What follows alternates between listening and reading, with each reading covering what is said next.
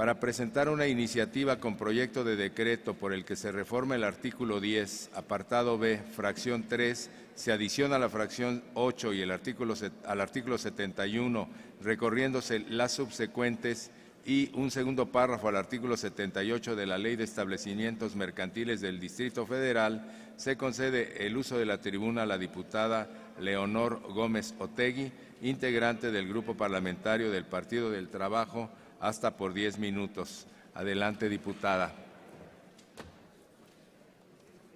Con su venia, señor presidente. Por economía parlamentaria solicito se inserte el texto íntegro de la presente iniciativa en el diario de los debates.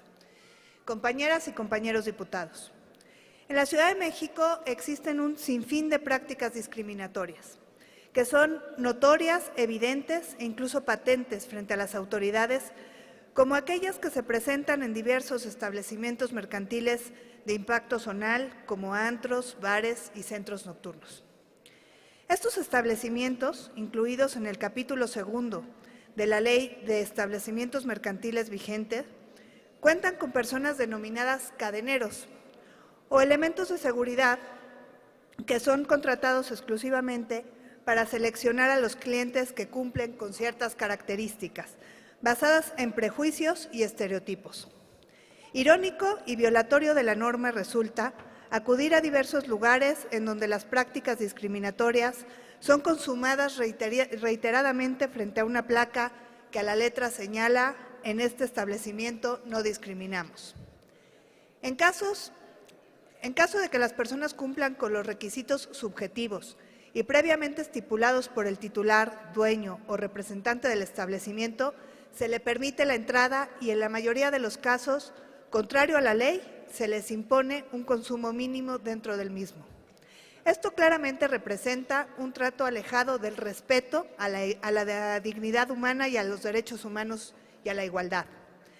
El Diccionario Jurídico Mexicano define la discriminación como el término que ha venido aplicándose para calificar aquel tratamiento diferencial por el cual se priva de ciertos derechos o prerrogativas a un determinado número de personas por motivos principalmente de raza, color u origen étnico. A su vez, el artículo 3, numeral primero de la Constitución Política de la Ciudad de México establece que la dignidad humana es el principio rector supremo y sustento de los derechos humanos. Asimismo, el texto constitucional reconoce a toda persona la libertad e igualdad de derechos. Debe tenerse presente que la igualdad no consiste en que no se puedan hacer distinciones entre las personas, concediéndosele diversos derechos y privilegios, sino que las distinciones o diferencias de trato no pueden estar motivadas, en esencial, por criterios de raza, religión, sexo, origen social, edad, estatus económico, etc. Por lo tanto, el principio de no discriminación implica la exclusión de todo trato desigual que no pueda justificarse constitucionalmente, en el entendido de que todas las relaciones sociales que se generan en los procesos de consumo están basadas en una discriminación económica, es decir, los productos son accesibles solo para quien tenga la posibilidad económica de adquirirlos. Deducimos que de ninguna manera es digno y va en contra de los derechos humanos de las personas que determinan otro tipo de filtros con carácter discriminatorio. Sin embargo, las situaciones discriminatorias por parte de los establecimientos a determinadas personas persisten debido a la normalización con las que son vistas.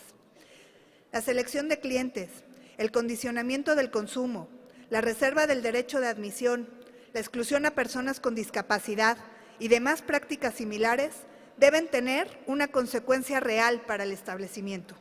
Por lo anterior, propongo que los establecimientos mercantiles, en caso de efectuar conductas discriminatorias o excluyentes, se vuelvan acreedores al cierre permanente del lugar. Esta propuesta involucra una participación más activa de las autoridades competentes para la observancia y aplicación de la ley, que además tiene como antecedente una reforma del 23 de marzo del 2017, que intentó mitigar las prácticas frecuentes de discriminación.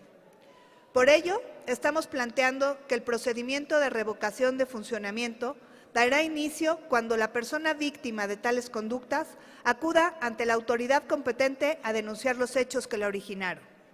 Añadir la clausura permanente del establecimiento como consecuencia del incumplimiento de la normatividad generará un mecanismo para erradicar la discriminación por estereotipos, así como el daño moral de las víctimas. Vivir en un Estado de Derecho implica la construcción de una sociedad donde predomine la igualdad y se considere a la exclusión como un problema de fondo que afecta la vida común en la sociedad. Es importante que el Estado, como garante de los derechos fundamentales, busque siempre la forma de cumplir con un esquema absoluto de igualdad entre los habitantes. De esta manera se promoverá un régimen democrático verdadero. En la Ciudad de México siempre se deberá optar por el reconocimiento a la pluriculturalidad y a la convivencia incluyente de todos los sectores de la sociedad. Es nuestro deber contribuir a la generación de una conciencia social comprometida con el respeto, la igualdad, la dignidad a los consumidores y al ser humano como tal. Por ello, someto a la consideración de este Pleno la presente iniciativa con proyecto de decreto. Es cuanto, señor presidente. Gracias, diputada Leonor.